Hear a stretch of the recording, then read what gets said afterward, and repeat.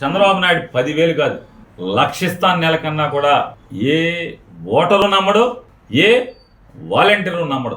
ఇవాళ ఒకటే, జగన్మోహన్ రెడ్డి అంటే ఓటరికైనా వాలంటీర్కైనా, వైఎస్ జగన్మోహన్ రెడ్డి అంటే ఓటరికైనా వాలంటీర్కైనా నమ్మకం.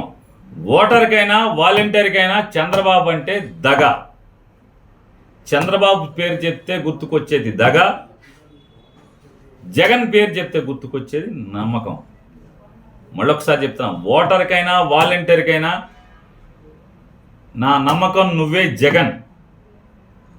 ఓటర్కైనా వాలంటీర్కైనా మా దగ, మమ్మల్ని దగా చేసేది నువ్వే చంద్రబాబు అనేది ఇవాళ జనం మాట్లాడుతున్న భాష, వాలంటీర్లు మాట్లాడుతున్నటువంటి వాక్కు. ఈ వాలంటీర్ల గురించి ఇలా మీరు ఇంత వార్త రాశారు కదా, మీరు ఒకటే గుర్తుపెట్టుకోండి, మీ నోటితో వైఎస్ఆర్ కాంగ్రెస్ పార్టీ కార్యకర్తలు ఇళ్ళు, సంచులు మోసేవాళ్ళు ఎవరి ఇళ్ళు, ఇళ్ళకొచ్చి తలుపులు మగవాళ్ళు లేనప్పుడు తలుపులు కొడుతున్నారు, తలుపులు కొట్టి మిమ్మల్ని లోబర్చుకుంటారు, వాడికి ఏం పని, అలాగే రెడ్ లైట్ ఏరియాలకు అమ్మాయిలను అమ్మేస్తున్నాను అన్నట్టు మీ నోటితోనే ఇవాళ 10,000 ఇస్తాను అని చెప్తే మిమ్మల్ని నమ్ముతారా? అసలు మీ అసలు వీళ్ళు కాదు, అసలు ప్రజలకు ఉందా నమ్మకం మీ మీద? ఈ రాష్ట్రంలో ఉన్నటువంటి ప్రజలకు ఉందా నమ్మకం? ఇంకా ఎందుకు చెల్లించకుండా మిగిలిపోయినటువంటి 700 కోట్లు ఎవరియో ఒక రిటైర్డ్ జడ్జి చేత విచారణ చేయించాలి. 6 మాసాల్లోపు ఈ కేసు అంతా కూడా ఒక ముగింపుకి రావాలి. ఈ మార్గదర్శి పాపాలన్నీ కూడా ముగింపుకి రావాలని చెప్పని సుప్రీంకోర్టు తీర్పు ఇస్తే మీ పేపర్లో ఎందుకు వేయరు? వేరే ఎవరికైనా సరే పేరు నాని మీద కేసు, లేకపోతే ఇంకోళ్ళ మీద, జగన్ మీద కోర్టుకు రావట్లేదని రఘురామ కృష్ణరాజు కేసు వేశాడు.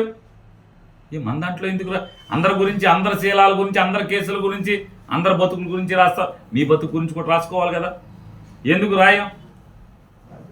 ఇవాళ నిబద్ధతతో కూడినటువంటి జీవితం, రాజకీయ జీవితం గడపనటువంటి చంద్రబాబు నాయుడు గురించి ఆహా ఓహో అని రాయటం. ఇవాళ కూటమి అభ్యర్థులు వేల కోట్ల, అంటే ఉన్న కోటీశ్వరులందరినీ కూడా ఏరి కోరి పెట్టుకుంటే, కార్యకర్తలను కాకుండా కొత్తగా నయా కోటీశ్వరులందరినీ కూడా తెచ్చిపెడితే వాళ్ళు కోట్లు కుమరుస్తుంటే ఒక్క మాట రాయకుండా తప్పుడు వార్తలు జగన్మోహన్ రెడ్డి గారి మీద, వీళ్ళ మీద రాయటం, వాలంటీర్ల గురించి 10,000 ఇస్తా చెప్పి రాయటం, రాయాలి కదా. బుద్ధి లేదా చంద్రబాబు? నా పేపర్లోనే ఇలా రాశాం కదా, మొన్న నువ్వు చెప్తే రాశాం కదా అని అదన్నా రాయాలి కదా. మళ్ళీ ఎత్తి రాయరు, నైతిక విలువలు ఉండవు, ఎవరికి చట్టం అంటే లెక్క ఉండదు.